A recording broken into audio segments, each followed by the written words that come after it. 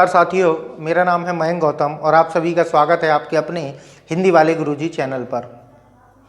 पिछले वीडियो में हमने अकर्मक क्रिया क्या होती है, अकर्मक क्रिया के कौन कौन से प्रकार होते हैं उनको पढ़ा था और मैंने बताया था कि आपने इतने डीपली तरीके से या इतने विस्तार से कभी भी अकर्मक क्रिया को नहीं पढ़ा होगा। तो आज हम लेकर आए हैं सकर्मक क्रिया को। सकर्मक क्रिया क्या होती है, ठीक है, और सकर्मक क्रिया के कितने प्रकार होते हैं, आज हम उनकी चर्चा करेंगे। तो आज का जो हमारा टॉपिक है वो है सकर्मक क्रिया।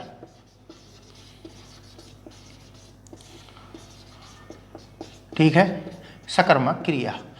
अगर सकर्मक क्रिया की बात करी जाए तो जैसा कि हमने अकर्मक क्रिया में पढ़ा था कि वे क्रियाएं जिन्हें करने के लिए हमें कर्म की आवश्यकता ना हो वो क्या कहलाती हैं, आपकी अकर्मक क्रियाएं कहलाती हैं। तो अब सकर्मक क्रिया की बात करी जाए तो सकर्मक क्रिया क्या होती हैं, वे क्रियाएं जिन्हें करने के लिए हमें सदैव कर्म की आवश्यकता होती है या वे क्रियाएं जो बिना कर्म के कभी पूर्ण नहीं हो सकती। बात समझिएगा कि वे क्रियाएं जिन्हें करने के लिए हमेशा कर्म की आवश्यकता होती है वो क्या कहलाती हैं, सकर्मक क्रियाएं कहलाती हैं, या बिना कर्म के वो पूर्ण हो ही नहीं सकती, वो क्या कहलाएंगी, सकर्मक क्रिया कहलाएंगी। और जैसे कि देखिए मैं यहां लिख दे रहा हूं, सदैव कर्म की आवश्यकता,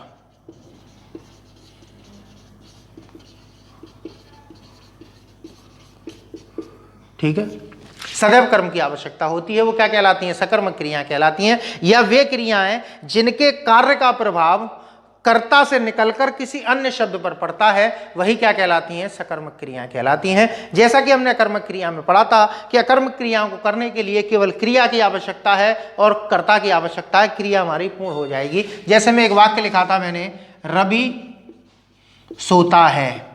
अब यहां इस सोना क्रिया को करने के लिए केवल हमें कर्ता की आवश्यकता है और किसी चीज की आवश्यकता है ही नहीं, सीधे सीधे क्रिया हो जाएगी। अब मैंने वाक्य लिखा कि रवि खाता है, मैंने देखिए क्रिया लिख दी, रवि खाता है। क्या ये खाने की क्रिया रवि के होते होते हो जाएगी? देखो कर्ता भी दिया है, क्रिया भी दिया है, लेकिन भाई जब तक खाने की कोई चीज नहीं होगी तो क्या ये क्रिया हो जाएगी? आप मान के चलो बैठे हो घर पर और आप को बुलाया दावत पे किसी ने और कोई चीज खाने को ही ना दे तो आप खाओगे क्या? कुछ ना कुछ तो खाओगे। तो जो चीज आप खाओगे वही क्या है, कर्म है।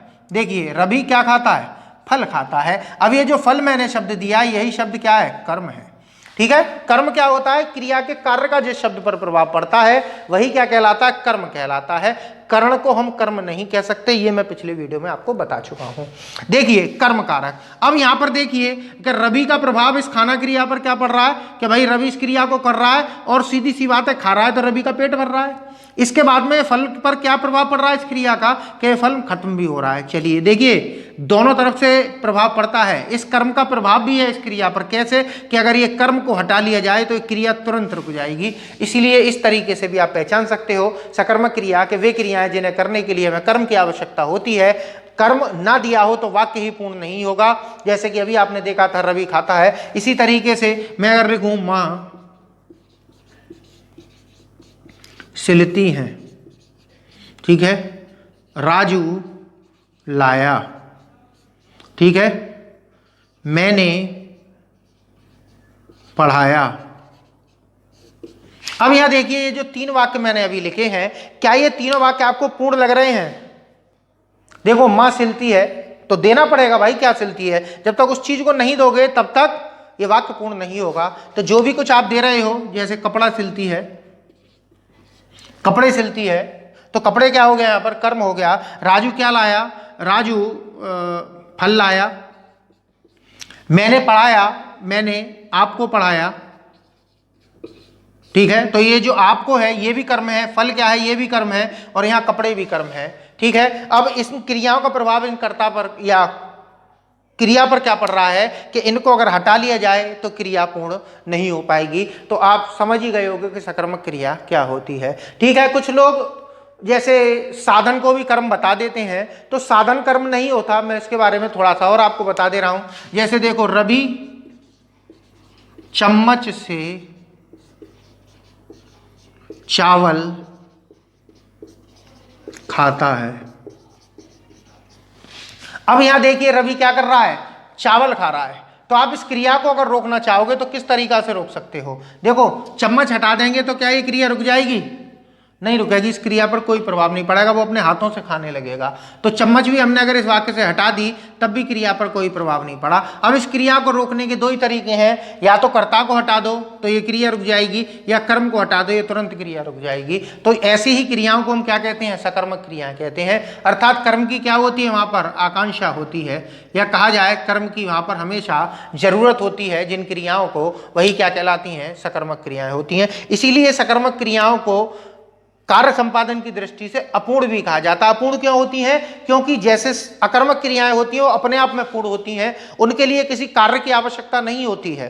वही कार्य भी है, वही क्रिया भी है, और सकर्मक क्रियाओं को करने के लिए हमें कार्य की और क्रिया दोनों की आवश्यकता पड़ती है। देखिए कैसे, जैसे अगर आपसे ये पूछा जाए रवि फल खाता है, इसमें क्रिया क्या हो रही है? क्रिया हो रही है खाने की, और कार्य क्या हो रहा है? फल खाने का। ठीक है, बात समझ में आ रही है? इसी तरीके से यहां पर क्रिया क्या हो रही है? सिलने की क्रिया हो रही है, लेकिन कार्य क्या चल रहा है? कपड़े सिलने का कार्य हो रहा है। तो सबसे पहले क्या आया? कर्ता आया, कर्ता को दिए गए कपड़े, अब बेटा क्रिया करो।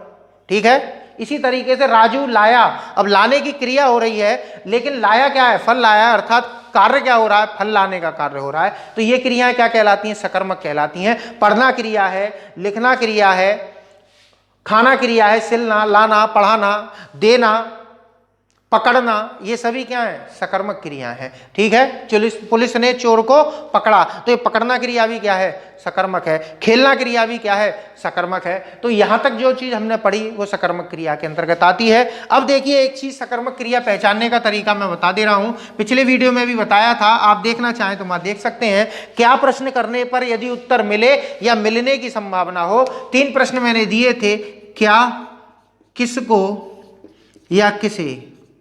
ठीक है, अगर इनका उत्तर वाक्य में मिल पा रहा है या मिलने की संभावना है तो वो क्रिया कैसी हो जाती है? हमारी सकर्मक हो जाती है। उत्तर देखते हैं, रवि खाता है, रवि क्या खाता है?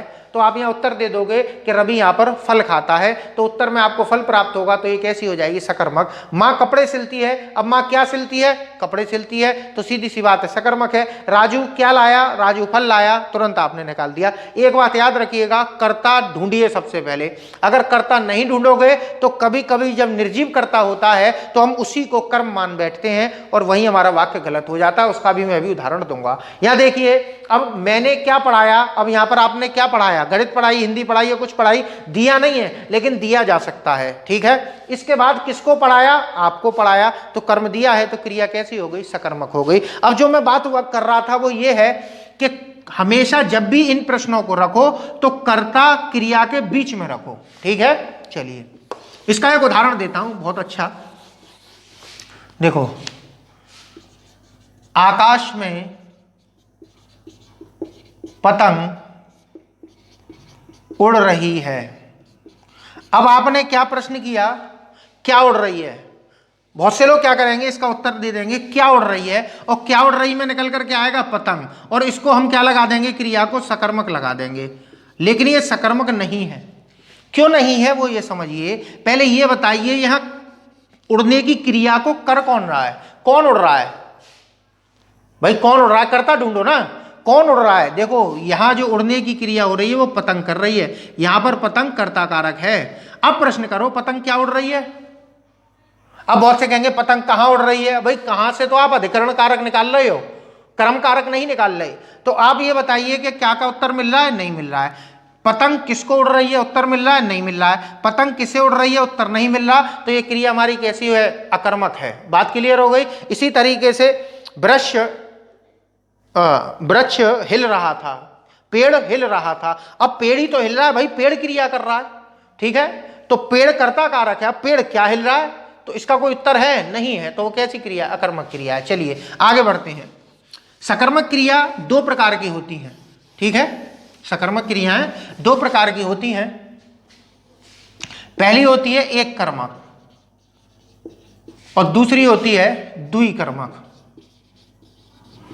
ठीक है, एक कर्मक का मतलब है वे क्रियाएं जिन्हें करने के लिए हमें केवल एक ही कर्म की आवश्यकता होती है, या वे क्रियाएं जिनके साथ केवल एक कर्म दिया होता है, वो एक कर्मक क्रियाएं कहलाती हैं। जैसे मैं अगर बात करूं, रवि पुस्तक पढ़ता है। अब यहां पर पढ़ता है कौन? रवि।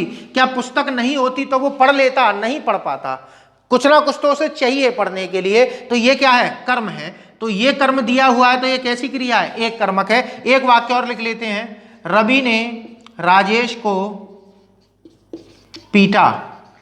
अब यहां अगर दोनों ही जने नहीं होते तो क्या क्रिया हो जाती? पीटने वाला और पिटने वाला दोनों होंगे तभी तो ये क्रिया हो पाएगी पीटने की।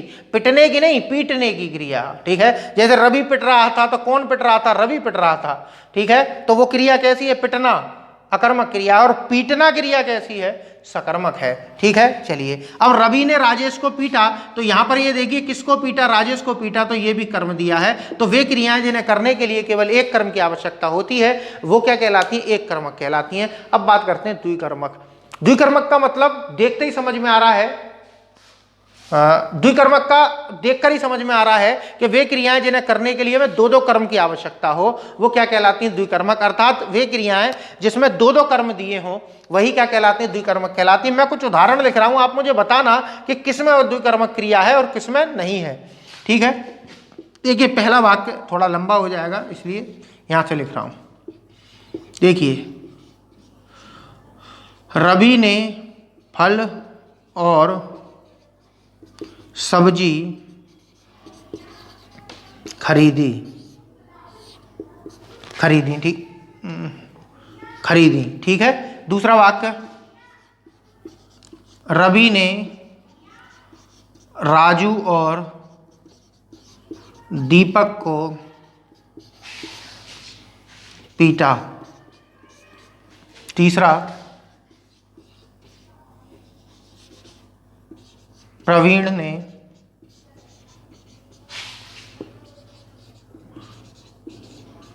अंकित को पैसे दिए। अब ये मैंने 3 वाक्य लिख दिए, आप मुझे ये बताइए क्या ये तीनों ही वाक्यों में द्विकर्मक क्रिया का प्रयोग है? देखिए, आप देख लीजिए, मैं नीला मार्कर दूसरा उठा लूं। हाँ जी, हाँ जी, देखिए रवि ने फल और सब्जी खरीदी। अब यहाँ देखिए, रवि ने खरीदी, क्या खरीदी? फल खरीदा पहला, सब्जी खरीदी दूसरा। ठीक है, तो 2 कर्म हो गए इसमें, तो ये द्विकर्मक क्रिया हो गई ना। चलिए अब इसमें आ जाओ, रवि ने पीटा, किसको पीटा? दीपक को पीटा और राजू को पीटा, तो 2 कर्म हो गए, तो ये भी द्विकर्मक हो गई, है ना। इसमें आ जाइए, प्रवीण ने अंकित को पैसे दिए। अब देखो पहला कर्म क्या है? क्या दिए? पैसे दिए। किसको दिए? अंकित को दिए, तो ये 2 क्रियाएं दी हैं, तो ये भी क्या हो गया? द्विकर्मक क्रिया हो गया। बात समझ में आ गई? अब थोड़ा सा हम इसमें कुछ और परिवर्तन करके देखते हैं कि रवि ने फल और सब्जी खरीदी। चलो उसके मन में आया, उसने किताब भी खरीद ली। रवि ने किताबें, फल और सब्जी खरीदी, तो क्या ये त्रिकर्मक हो जाएगा? भाई अब 3 कर्म हो गए तो त्रिकर्मक, 4 कर्म आ जाए तो 4 कर्मक, 5 कर्म आ जाए तो पंचकर्मक। ऐसा हो जाएगा क्या? नहीं, आपने तो पढ़ा भी होगा कि केवल 2 ही प्रकार की होती है, एक कर्मक और द्विकर्मक। तो कहीं ना कहीं लोचा है। तो यहां आ जाते हैं इस वाले वाक्य में, रवि ने राजू और दीपक को पीटा। अब रवि ने अंकित को, प्रवीण को, मोहित को, राजू को, दीपक को पीटा। अब 5-6 लोगों को पीट दिया, क्या क्या भाई साहब 6 कर्मक क्रिया हो जाएगी? ये नहीं होगी। तो ना ये द्विकर्मक क्रिया है, ना ही ये द्विकर्मक क्रिया है, ये द्विकर्मक क्रिया है। अगर आपको नहीं ऐसे समझ में आया तब मैं इसकी परिभाषा देता हूं, तब आप समझेंगे आसानी से कि द्विकर्मक क्रिया होती क्या है। कई लोगों ने इसको गलत पढ़ा रखा है, यहां समझिएगा, मैंने इसका उदाहरण इसीलिए दिया है। देखिए, अगर आप यहां देख पा रहे होंगे, पैसे कैसा कर्म है? निर्जीव कर्म है। अंकित कैसा है? सजीव कर्म है। असल में कर्म 2 प्रकार के होते हैं। कर्म कितने प्रकार के होते हैं? 2 प्रकार के। पहला होता है प्रधान और दूसरा होता है गौण। प्रधान कर्म जो होते हैं वो निर्जीव होते हैं और जो गौण कर्म होते हैं वो सजीव होते हैं। इसलिए होते हैं सजीव, वो निर्जीव प्रधान कर्म इसलिए होते हैं क्योंकि वो सदैव सकर्मक क्रिया से जुड़े रहते हैं। ठीक है, चाहे आए या ना आए वो सदैव क्रिया से जुड़े रहते हैं। जैसे आप पढ़ाया, मान के चलो रवि ने राजू और दीपक को पढ़ाया, तो उसका जो निर्जीव कर्म है वो सदैव उससे जुड़ा हुआ है। कैसे जुड़ा हुआ है? कि पुस्तक पढ़ाई, किताब पढ़ाई, क्या पढ़ाया? गणित पढ़ाया, कुछ ना कुछ तो पढ़ाया होगा। तो ये इसीलिए क्या कहा जाता है कि जितने भी प्रधान कर्म है वो कौन से होते हैं? निर्जीव, और दूसरे होते हैं सजीव। चलिए आप इतना दिमाग मत चलाइए, बस ऐसे समझिएगा कि कर्म दो प्रकार के होते हैं, एक सजीव होता है और एक निर्जीव कर्म होता है। अब द्विकर्मक क्रिया की परिभाषा को यहां समझना है, अर्थात वे क्रियाएं जिन्हें करने के लिए दोनों प्रकार के कर्मों की आवश्यकता हो, दो कर्म नहीं दोनों प्रकार के कर्मों की आवश्यकता हो, वो हमारी क्या कहलाती है? द्विकर्मक कहलाती है। अर्थात दोनों प्रकार के कर्मों की आवश्यकता। ठीक है, जैसे यहां पर देखिए दो कर्म दिए हैं, कर्म भी दो दिए हैं और प्रकार भी दो दिए हैं कि प्रवीण ने अंकित को पैसे दिए। ठीक है, अब इसमें चाहे 50 कर्म दे देना, लेकिन कर्म हमेशा दो ही प्रकार के रहेंगे। मैं एक उदाहरण और दे रहा हूं इसका। ठीक है, चलिए एक आध उदाहरण और लिखेंगे हम।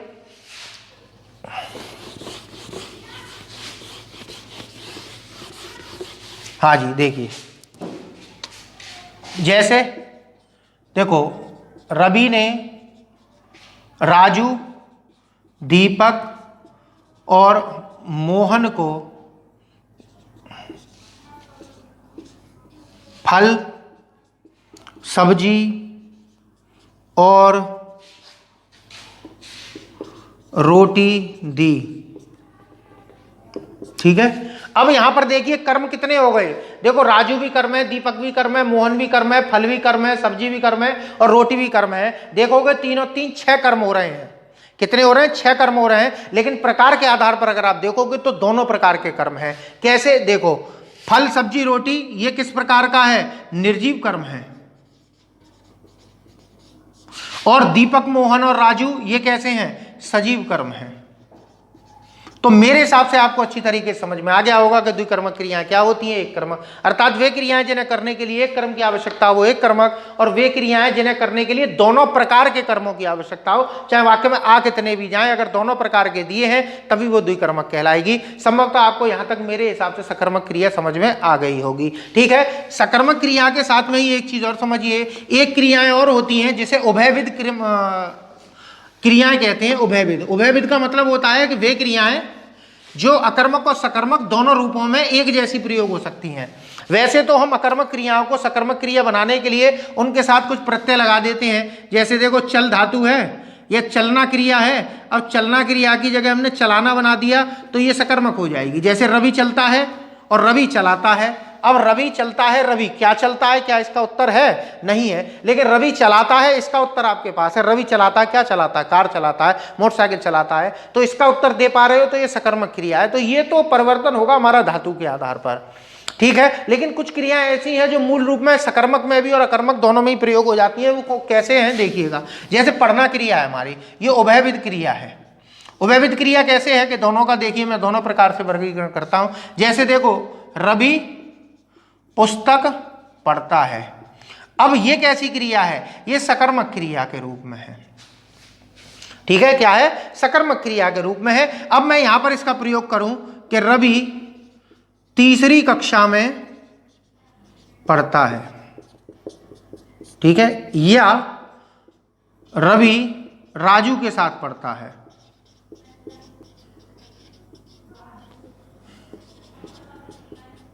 अब यहां पर हमें किसी दूसरे कर्म की आवश्यकता है ही नहीं, पहले कर्म की आवश्यकता नहीं है, तो यहां पर इसका जो प्रयोग है वो अकर्मक के रूप में है। ठीक है, बात समझ में आ गई। चलिए और देखते हैं कुछ उदाहरण। जैसे भरना, भरना क्रिया है। देखो बूंद बूंद से घड़ा भरता है। अब देखो क्या भरता है? घड़ा भरता है। अब क्या ही तो लगाओगे, लेकिन कौन भर रहा है? घड़ा भर रहा है। ठीक है, घड़ा भर रहा है, तो यहां पर ये क्या है? सकर्मक क्रिया है। और यहां पर कहा जाए रवि घड़ा भरता है, घड़ा भरता है। अब यहां पर कौन भर रहा है? रवि भर रहा है, तो ये क्या हो गया? यहां पर कर्म हो गया। इसी तरीके से उसका सिर खुजला रहा है। ठीक है, यानी कि उसके सिर में खुजली हो रही है, उसका सिर खुजला रहा है। तो कौन खुजला रहा है? सिर खुजला रहा है। और इसी वाक्य को अगर इधर ले आए, बूंद बूंद से घड़ा भरता है, अपना सिर खुजला रहा है, ये अकर्मक है। अकर्मक, देखो उल्टा हो गया है, ये दोनों अकर्मक हैं और ये सकर्मक है।